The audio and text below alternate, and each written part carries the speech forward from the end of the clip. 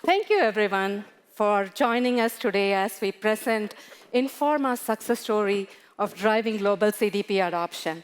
So we'll start with the intros. I'm Sangeetha Parsan, based out of Houston, Texas, with an extensive background in enterprise-scale data solutions. And to my left, we have Mr. Thomas Devos, who's joining us from France. And Thomas is a data and marketing technology expert, and he claims to have the most number of feature requests going into treasure data. So there should be an award category for that. They ate me. And with us, we also have Mary Wallace from Pennsylvania. Mary has an extensive technology consulting and marketing background. So together, we today present who is Informa, what is IIRIS that we keep hearing about, and what is our journey.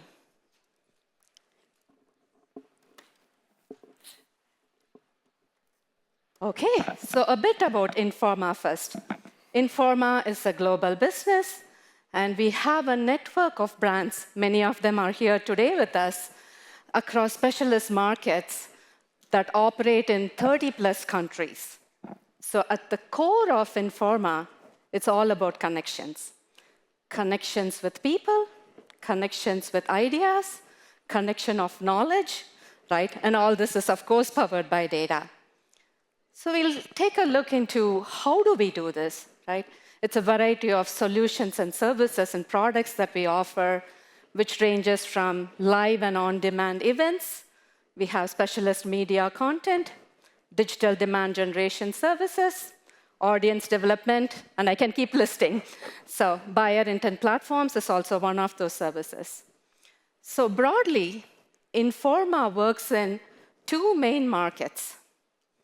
One is the B2B business space, where we have 4 verticals, and our academic research space, where Taylor & Francis is one of our global, world-famous academic publishing platform. So quick view on these entities before we move on.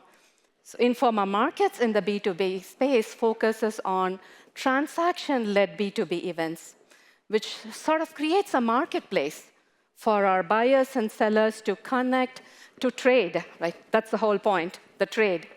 Now, Informa Connect focuses on content-led B2B events that deliver original professional content and high-value networking and market access services. Informa Festivals is a relatively new entity, focuses on experience-led events with community-led connections and personal enrichment, professional development. So the 4th pillar you're seeing under B2B digital services, in 2024, Informa announced a combination of their Informa Tech digital pillar with Tech Target, forming new Tech Target to offer digital services to our customers at scale. And we already touched upon the academic market side. Now, the star of the show is IIRIS, which you see the blue line going across all these pillars, is Informa's proprietary B2B first-party data platform powered by Treasure Data. And this is the journey that we will cover today. So this is a small sample of our events, our leading brands that empower businesses and professionals to connect. So it's basically about championing the specialists, learn more, do more. So let's look at the journey of IIRIS, right? We said that IIRIS is Informa's B2B customer data platform. So like many of you in this room, our journey started 4 years ago. We had all the problems that I heard about in the past few days, right? Manual workarounds, siloed data, legacy data platforms. But Informa made a very strategic investment in a B2B customer data platform. So on July 4th, 2021, IIRIS was created, the team was formed, and there was a CDP selection, and of course, we know who's the winner, Treasure Data. So between July and October 2021, a lot of heavy lifting was done. Standardization, of course, when you look at so many brands and so much data coming together, with standardization at all levels, demographics, products, everything that you can think of. I think the unique thing was that we were trying to onboard our first market and also develop the platform at the same time. So on October 8th, 2021,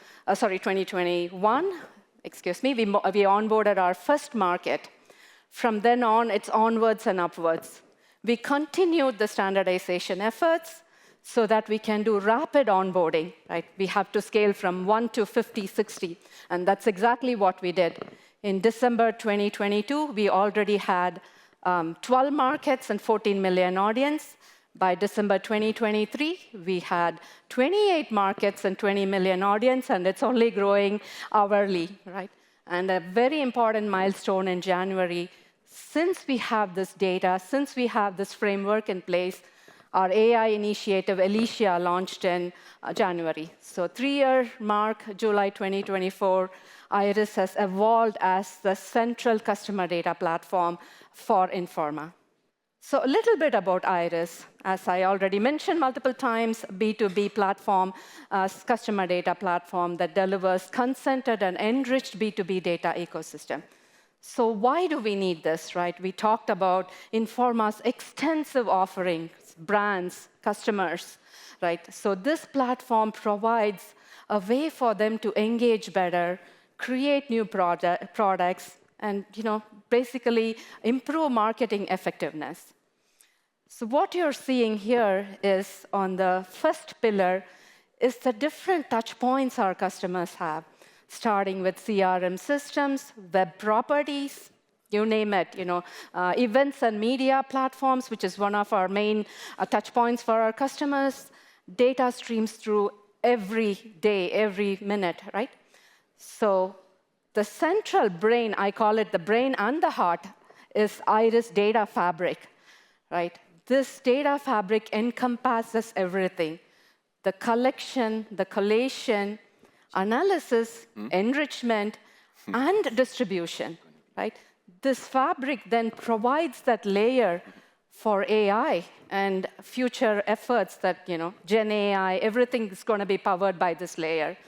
And we also wrap this layer around the governance, privacy, security, and compliance, which are all very, very important factors when you're dealing with first-party customer data. And on the last pillar you see are the use cases. Some use cases we have already enabled over these years are marketing and sales, beyond marketing, decision intelligence, monetization, data products and services that have been created, and of course, we have a very stable data platform as well. Don't want to bore you guys by reading through the numbers. Instead, I'm going to pass it on to Mary Wallace, who's my fabulous colleague, to talk about what made this click, right? What drove the adoption.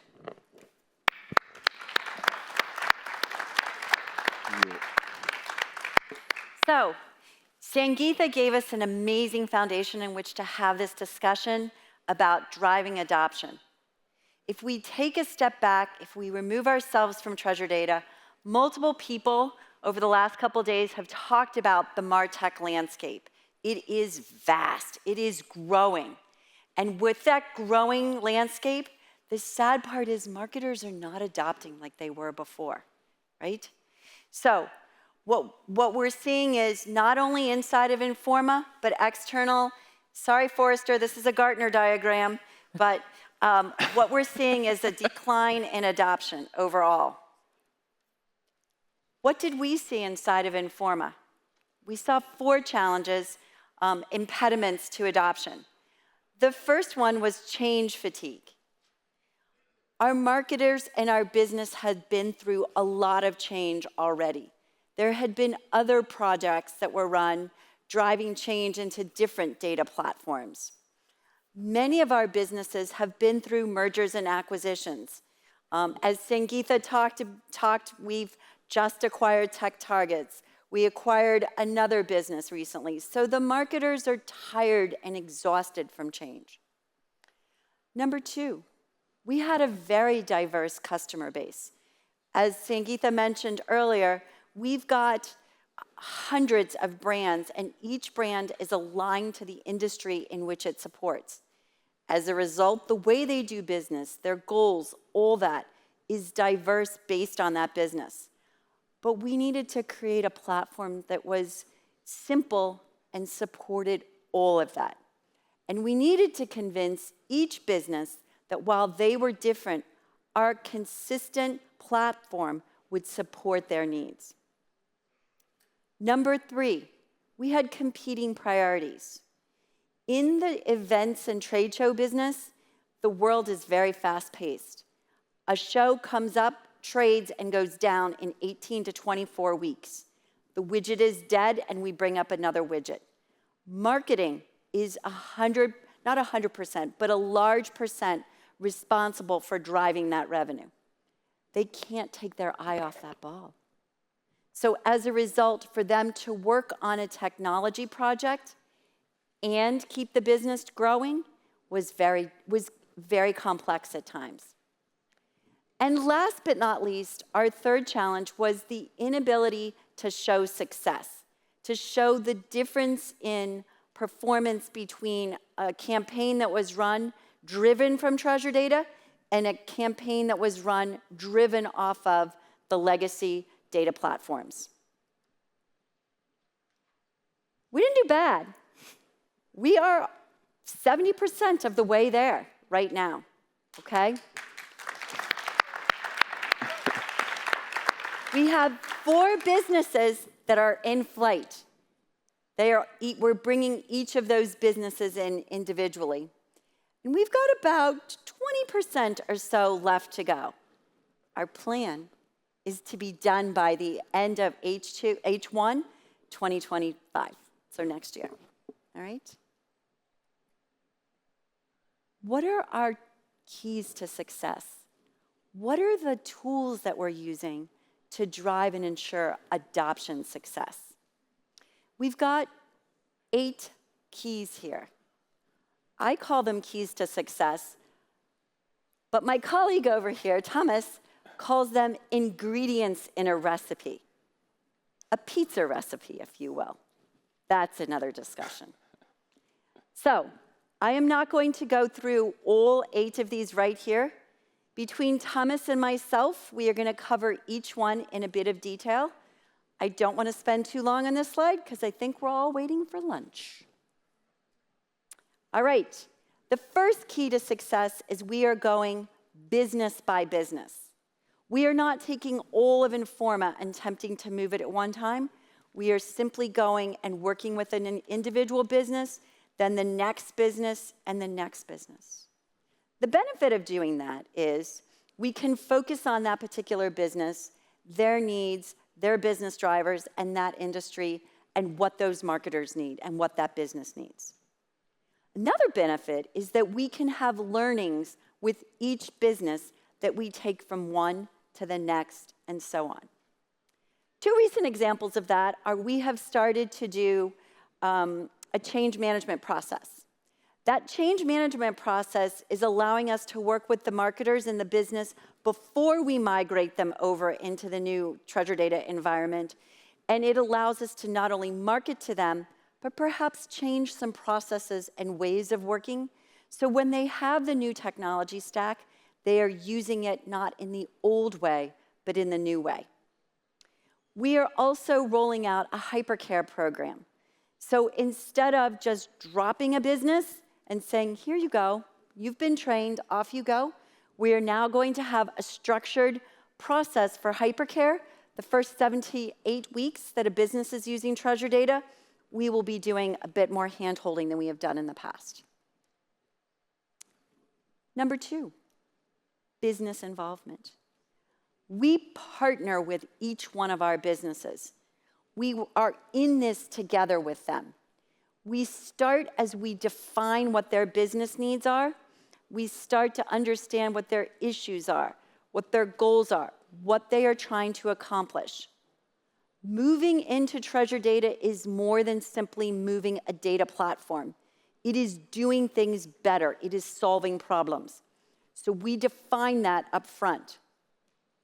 Then while we're building out the platform, we bring them along with us. They are in daily Scrum calls with us. They are asking questions. we are asking questions. And together, we're providing answers. When we're done, they own the platform. They have emotional commitment into the platform, and they believe in the platform. At the very end, they test the data to make sure that it is accurate. As they're testing the data to make sure it's accurate, they're validating it and committing to that data being accurate.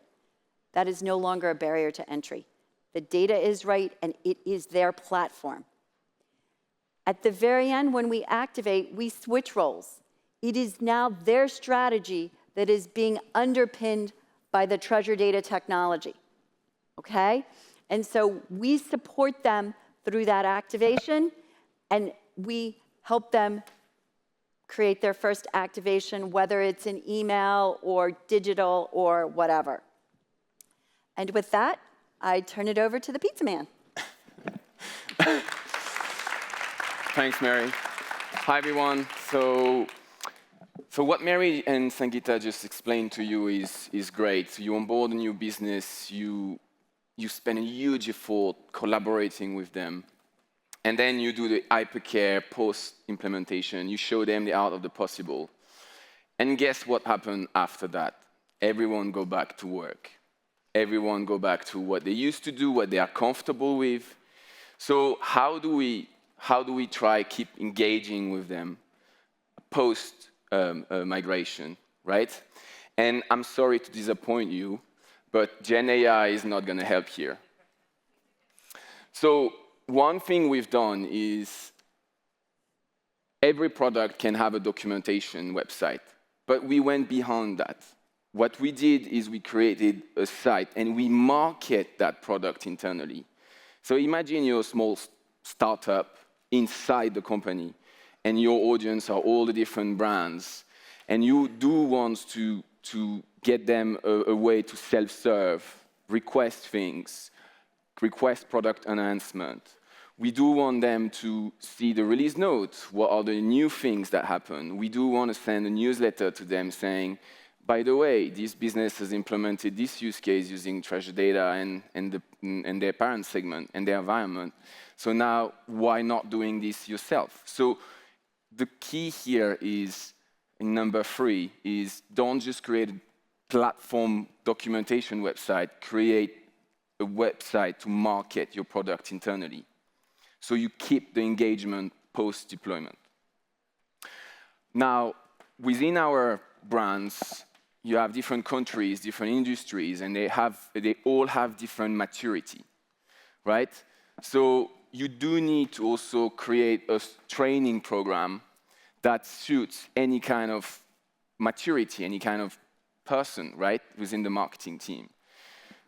You have some people, and you have some people in the crowd today who are like, Thomas, I don't need your help. You onboarded me on the platform. I want just a platform to self-serve. I want to have like individual learnings, and I'm very comfortable. I understand data very well, so I'm good. But you have other situations where they say, I'm still not very comfortable, so I would like to have top-up trainings, additional trainings about how we want to implement this kind of use case or another use case, or I need some support to do it, right? So you have to create, as number 4, a structured training program, both on demand and individual learnings that can be repeated for anybody joining the team, as an example, or things like that. Okay? So then we talked about the onboarding. We talked about creating a site where you can go in and request anything, and central documentation base, and where you go for anything related to the product. Then we have the training program. But the next thing is, how do you build that transparency and that trust from your brand? Why would they trust you that, okay, this platform is amazing and you're going to achieve much better, you're going to grow your brand easily? Why, right? So what we do is we need to keep enhancing the product as we go. We cannot just say, oh, you onboarded and then you're done and dusted, right? So we approach it from a top-down approach, where we organize QBRs with all the brands, and we just say, where do you want to go? So it's more senior folks, it's more strategy. Where do you want to go? Where do you see your brand? I want to develop personalization more. I want to do more targeted segmentation. I want to be more cross-channel. And we try to learn from those guys what is the strategic aspect of what they want to achieve. The second aspect is bottom-up, right? So we go to the more advanced users within our community of users, and we say, what are you struggling with today? And those are more tactical feedback. And when you combine the top-down and the bottom-up feedbacks, that's how you can define a really good roadmap that people trust. Because everyone all the users, everyone is being consulted, and we try to build a product roadmap that works well. And in the middle of all of that, it's point number 6, is how, well, those kind of things that I just mentioned doesn't happen every day, right? On daily basis. But you need to keep engaging with them on daily basis. So as a result of that, we created 3 types of forums, communities, if you want to put it this way. One where we talk more strategic aspects, right? Meaning it's more senior people within the business. We invite guests from inside the company, from outside the company. By the way, if you want to come and talk, come to me, and I will introduce you to the rest of our users. And we talk about strategic topics to inspire people. That's what we call the Marketer Forum today, right? The second aspect is we want to be more tactical, and we want to have people to, all right, implement use cases that are easy to do, or showcase something, or something that another brand has done, and again, inspiring people, but build that credibility, trust. Oh yes, I can do that now. I don't need to wait 6 months to do it, right? And the third aspect, which is more, and those days is all around AI, but it's kind of introducing new concept, show and tell. The name of the community makes a lot of sense, right? You show, you demo something, and you just look at people's reaction. Are you willing to use it now? Are you not ready yet? So we check a bit with the audience on this. Okay, so those are the communities, the forums, the virtual or in-person session that we schedule with our businesses. Number 7 is, all right, the CDP are great, but with great data comes great complexity. So it's kind of in a black box for them, but they still need to understand how data flows, how the data under the hood works. Otherwise, they are struggling to build the right audience for what they want to do. Oh, my data is coming from what source system, etc., etc. In Informa, we have about 100 million profiles, including unknown traffic. It's just more or less that. And coming from 44 different sources, right, in the CDP. Now imagine the level of complexity of that, right? Those 44 sources can be converted into around 35 different behaviors. People opening an email, people clicking on a link on the website, people scanning a badge, people registering to an event, people searching for an exhibitors. You all use the app, Trash Data app today. We collect that information as well for all our events, and we use it for the next year. Okay? 630 segmentation fields. Think about being in front of the screen and then saying, where do I start? Okay? So we created some tools to demystify data, explain the business logic, and the product, like product taxonomy, segmentation model, standard and business-specific values. That's number 7. And the last one, of course, is the team, right? We have a dedicated team for onboarding businesses. We have a team that is more taking care of what I was showing you around collecting feedback, creating a roadmap, working with the engineering team to build a roadmap. We do have also a consulting aspect, so this is what we do, I do every day. I am a marketer and an engineer, so I can help the business achieve their goals, so we consult there. We also have like support, level 1, level 2, level 3, to better understand, like I need to get something done, I have something broken, we have SLAs, like the regular support support needs. And finally, one of the most exciting use case for Informa is data sharing data across different events. So we also support that within our team. That's it for the 8 ingredients, pizza ingredients. Yes, I love pizza. So what's next? What's next? We are using only the segmentation at the moment. We want to explore the user CGO, customer journey orchestration. And again, we will do one business and then see how it works, how people react to it, and then we will see how to scale that up in the same way using the same ingredients. And as we... Oh, that's it, yeah, good. And as we mentioned, the data platform, customer data platform, powered by Treasure Data and AWS, has given us an amazing platform for our AI initiatives. And last but not least, we want to thank our customers. Jenny, I can see you. Chad, Jackie, Vince, and Wayne. You guys are in the business. Sorry, I can't see out there. You guys are in the business. It's with you that we're making this work. You are awesome partners. So thank you all. Thank you all. Cheers.